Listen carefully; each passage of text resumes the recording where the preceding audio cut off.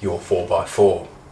In this episode, things are seriously gearing up at the moment, and yes, that was a bad pun.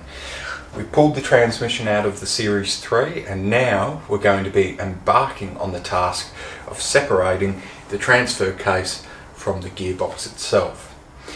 Along the way, I'm going to be showing you a number of tips and tricks how to obviously get the most out of this transmission and out of your transmission in your four-wheel drive, and we'll also talk about some of the common faults, particularly with the older four-wheel drives, that we need to be mindful of so we don't end up cooking the transmission.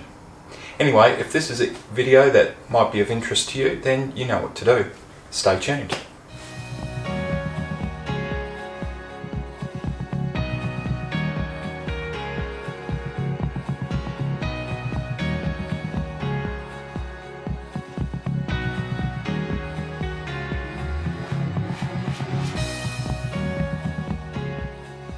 The thing we're going to do is take off these nuts here. With that, then we'll be able to gain access into the transmission brake, and then we've got a large castellated nut in the centre here that will take off also once we've pulled the split pin out. Once we've done that, we can then actually take the drum off, gain access into the actual transmission brake itself, and then we can actually take this off from the speedo housing, which is actually in here. Then, making sure that we keep all the shims, we'll take the speedo housing off, and then we're starting to get into what is the actual transfer case. So anyway, let's get the sockets spinning and the spanners twirling and get the job done. Right, so we've taken all the nuts out within the inside of the transfer case, which is 3. We've then got one bolt and then a external nut on the, I guess, the starter motor side of the transmission, and then up the top here we've then got a small, I guess almost thread, which is in place to actually act as a stopper for when the gearbox is engaged in reverse. So now what I've got to do is I've got to try and actually lift the weight of the transfer case up and actually off the transmission. So we'll see how we go.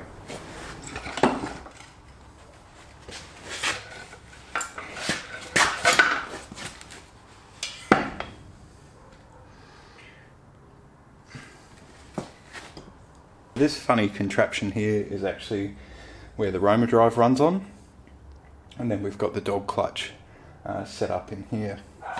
There's a special nut within it, and when you buy a Rover drive unit, an SS kit, which is for a Series Land Rover, you actually get a special socket with it. So we'll put that on the rattle gun, put it in, and well, as you can see, I've had to change the old uniform, and obviously coming back to this a couple of days later. And this is the final product. We've got the transfer case off, we've got the seal in here which is ready to be pried out using a large flat bladed screwdriver or pry bar. And I guess the one thing that I haven't sort of touched on in this video is, why is this a problem? You know, why can't you just keep driving the vehicle? And to be honest, you could actually keep driving the vehicle. But the transfer case always gets a lot warmer than the gearbox. And because of that, it obviously gets hot. And if you imagine a kettle at home, when you switch it on, what happens? The pressure starts building. And it's exactly the same in the transfer case. And why does steam come out of the spout of a kettle? Well, it's because it's the path of least resistance, and that's exactly the case here. It's easier for the transfer case to push the oil through the gearbox than it is out of the other orifices in the actual transfer case itself. So that's a problem.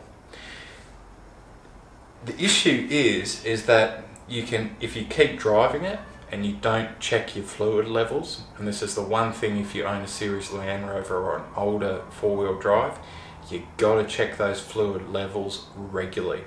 If you don't do that, then you'll actually run the transfer case dry, and that's going to cost you mega bucks, because unless you can get a second-hand transfer case to bolt on it, you've got to replace all the gears, depending on how hot it gets, and all the bearings within it.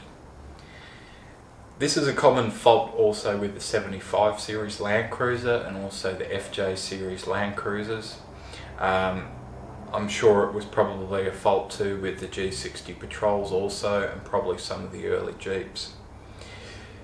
One of the things that sort of developed over time, and you can see this particularly with the LT95 gearbox, is the realization that there is a lot of heat that actually gets generated in the actual transmission itself.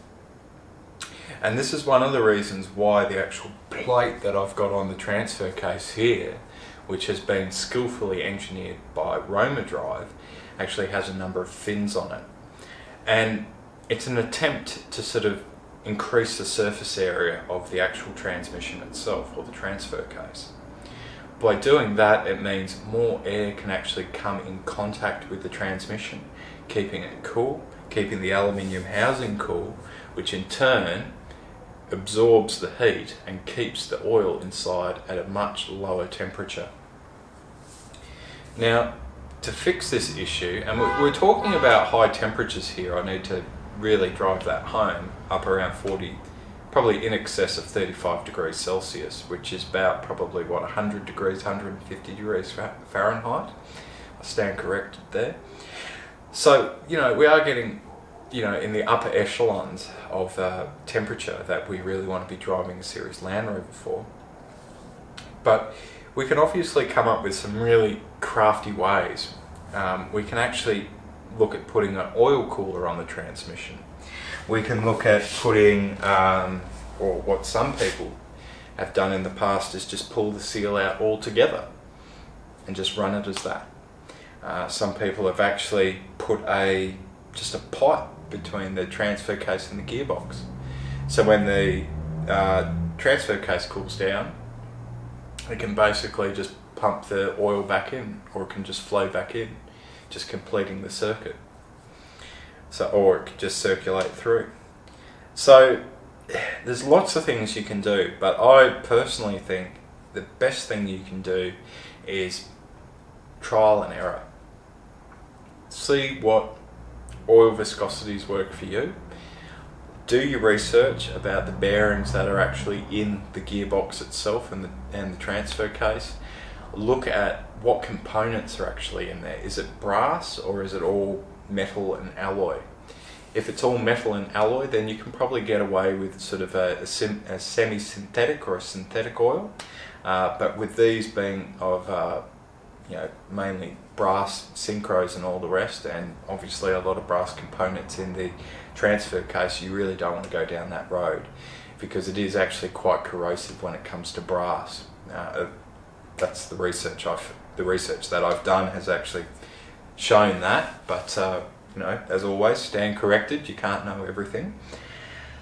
But anyway, that's sort of why this is something that really needs to be looked at, and particularly if you're buying a Series Land Rover that, the person who you've bought off might say it's, ready to drive from, Cape Town to London, but it's sat in a shed for 20 years.